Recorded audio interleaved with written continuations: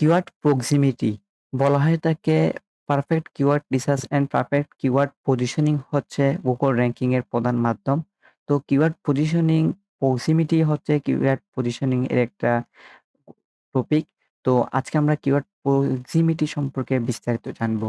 তো ১ম আমরা জানি কিওয়ার্ড প্রক্সিমিটি কি? এবং keyword proximity refers to the closeness of keywords within a piece of content.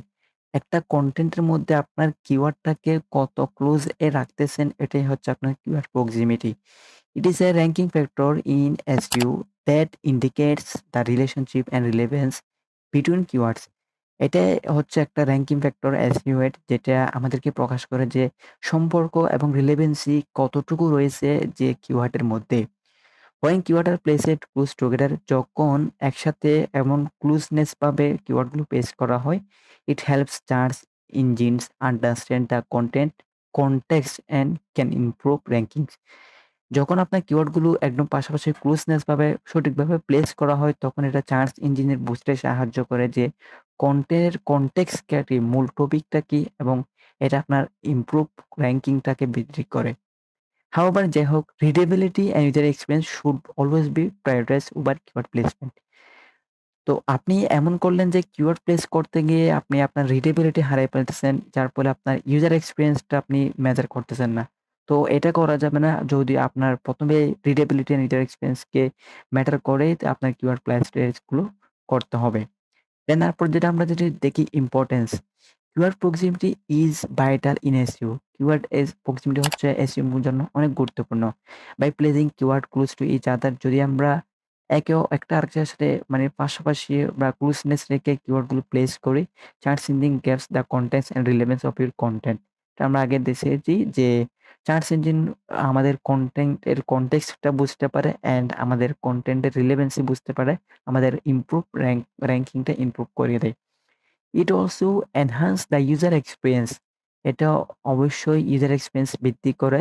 তারপর aligning content with search intent, এবং এটা সার্চ ইনটেন্ট এর উপরের দিকে থাকতে সাহায্য করে। Close keyword lead to higher click through rates. এটা আপনার ক্লিক থ্রু রেটস অনেক বৃদ্ধি করে। As user prefer results closely matching their query. যখন এটা আপনার কোয়েরি বলতে সার্চের সাথে যখন আপনার ম্যাচ হয়ে যায়, তখন এটা আরো বৃদ্ধি পায়।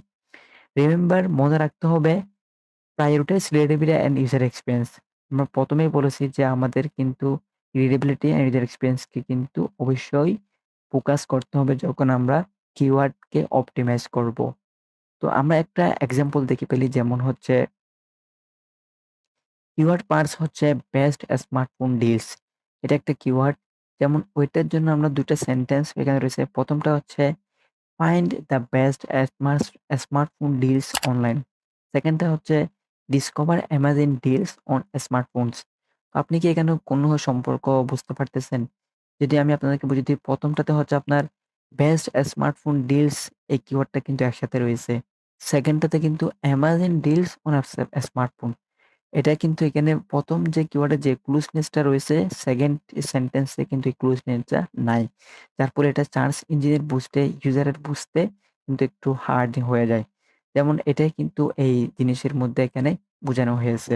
তাই আপনি যখন কনটেন্ট, কিওয়ার্ড অথবা যেটাই অপটিমাইজ করেন, অবশ্যই আপনি কিওয়ার্ড ফোকাস করবেন, ঠিক আছে? অবশ্যই যেন আপনার ইউজারের দিকে নজর না রেখে আপনি কিওয়ার্ড অপটিমাইজ করবেন না। আমি যদি আপনাদের একটা গ্রাফ এক্সাম্পল দেখাই, তাহলে আপনি একটু সহজে বুঝতে পারবেন।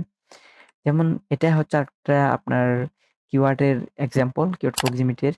১ম হচ্ছে ক্লোজ প্রক্সিমিটি, যেটা হচ্ছে our company provides some of the best iPhone cases in America. যেখানে আমার মেইন কিওয়ার্ডটাই হচ্ছে iPhone cases। দেন আরেকটা হচ্ছে ফার প্রক্সিমিটি, যেটা হচ্ছে আপনার একসাথে তাকায় না, ক্লোজ তাকায় না। যেমন হচ্ছে we provide some the best phone cases in America for manufacturers such as iPhone. এবং এটার মধ্যে কতটুকু ডিফারেন্স রয়েছে আপনি কিন্তু অবশ্যই বুঝতে পারতেছেন। তাই অবশ্যই আপনি কনটেন্ট অপটিমাইজেশন এর ক্ষেত্রে আপনি কিওয়ার্ড প্রক্সিমিটি অবশ্যই ইউজ করার চেষ্টা করবেন। তো এইটা ছিল কিওয়ার্ড প্রক্সিমিটি সম্পর্কে একটু বেস্ট আইডিয়া।